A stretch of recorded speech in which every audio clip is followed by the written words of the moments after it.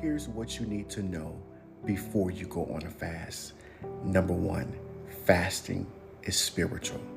When you decide to go on a fast that the Father has even nudged you to go on, or you feel an urge to go on, you're deciding to go on a spiritual journey to cleanse, to detox yourself, to crucify your flesh so that you will hear the Father clearly without any interruption. So who should go on a fast? Every believer should go on a fast. Why? Because it's biblical. There's over 40 scriptures in the Bible that talks about not if you fast, but when you fast. And when you begin to fast, you are humbling yourself so you can hear what the Father is saying concerning you. Fasting is not manipulation to get God to do anything, but fasting is denying your flesh, abstaining from food, that you will hear the Father concerning either you or your situation.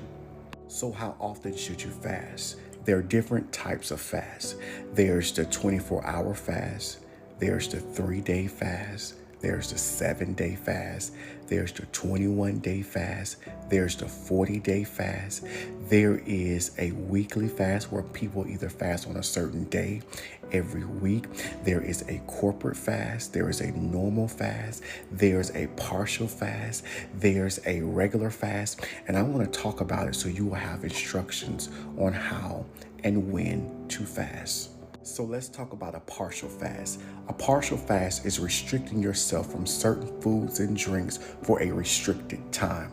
For an example, Holy Spirit may ask you to go on a partial fast from 6 a.m. to 12 noon. So from 6 a.m. to 12 noon, I'm not drinking anything until after 12 o'clock. So that's a partial fast. He may say also no TV, no social media.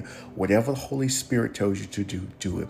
And one of the things that I want to put as not a disclaimer, but I want you to understand is that you're going to always hear me mentioning Holy Spirit, because when I talk about Holy Spirit, what I'm trying to get you to do is rely on Him and not go off of your own intellect, because when He tells you to do something, you're going to get His results. And so a partial fast involves giving up certain foods for a restricted time. That may be from 9 a.m. to 3 p.m., whatever the time is, you want to follow that. And so you will see the results. And also on this partial fast, you need to be praying during those times that you will eat. If you're not going to pray during those times while you're fasting, then you might as well go ahead and just eat, because you're literally hindering the purpose of the fast. A complete fast is no food and no water for a restricted time. I used to go on a complete fast all the time. For an example, 6 a.m. to 6 p.m., nothing, and then eat after 6 p.m. Now do it for a certain amount of time. It just depends on how the Holy Spirit is leading me for that season or for that week. So that's a complete fast. It excludes food, excludes drinks, it excludes TV. When I'm talking about fasting, just know that entertainment is not a part of it. This is a time to really seek the Lord. This is a time to get in His presence. This is a time to get in His face. So the complete fast is no food and no drink. And if you see me looking down, it's because I want to make sure I'm giving you the right information. Let's talk about a liquid fast. A liquid fast is nothing but liquids. For an example, you can have vegetable juice, you can have 100% juice, you can have water, and you're doing it for a specific time, drinking only liquids as Holy Spirit leads you. Another fast is the 1-day fast. This is the fast where you are deepening your relationship with God, where you're drinking nothing, you're eating nothing for 24 hours. This is a fast that you want to be led by Holy Spirit.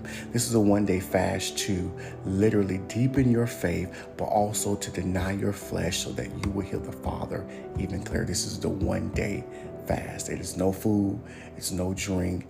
A lot of people don't go on this fast, but this is also a fast that you can go on. It's a 1-day fast. And during this fast, it is building your relationship with Christ, it is deepening your faith, and it's crucifying your flesh. Let's talk about the Esther fast. The Esther fast is a 3-day fast. It's a fast where you are literally for 3 days coming before the Lord in prayer. You are limiting what you're eating, you're limiting what you're watching, what you're doing, and you are petitioning the Father till you receive answers for what God has for you to do next. Let's talk about the Daniel fast. The Daniel fast is a 3-week fast, a 21-day fast with nothing but fruits and vegetables. So you're cutting out meat, you're cutting out sugar, you're cutting out alcohol, you're cutting out any of those things that you know that you like. And this is the opportunity for you to spend 3 whole weeks in the presence of God. Even while you're at work, you're on this fast. You're not telling anybody about this fast, but you're during those times, you're praying, you're seeking the Father earnestly in prayer.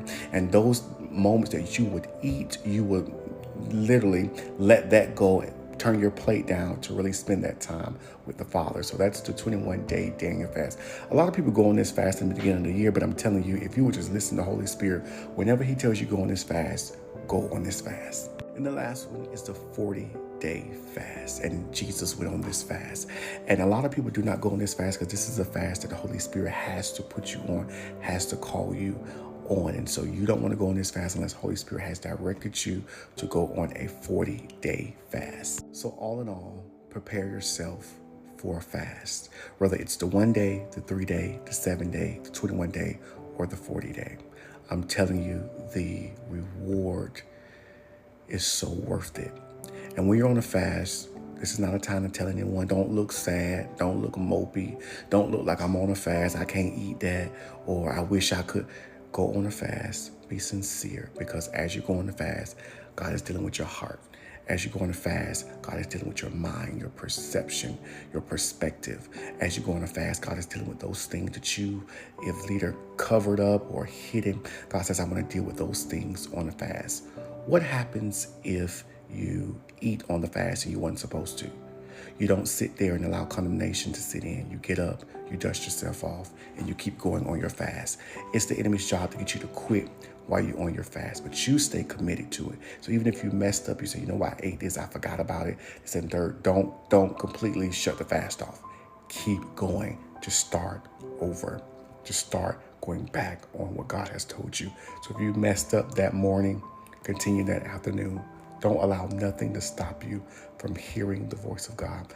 The fasting and the praying is for you to draw close to God. Yes, you will receive answers. Yes, you will receive miracles and insight and breakthrough, but it's about you drawing closer to the Father that he may speak to you without any interruption.